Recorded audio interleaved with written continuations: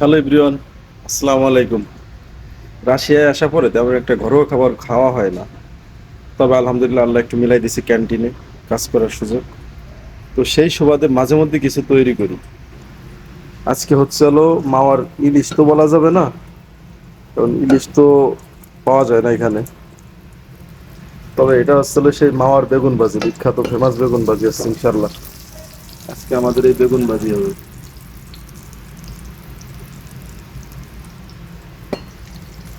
ডুবো তেলের বেগুন ভাজি।